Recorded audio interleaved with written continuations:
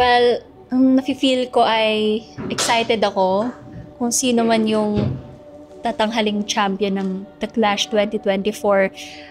Isa lang masasabi ko, for sure deserve naman kung sino man yun siya.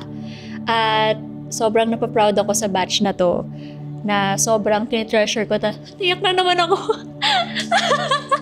Sobrang tinitreasure ko talaga yung friendship na nabuo namin dito sa The Clash. Kaya grabe kasi yung support system ng bawat isa. At ayun, sobrang happy ako, at the same time nalulungkot kasi matatapos na siya.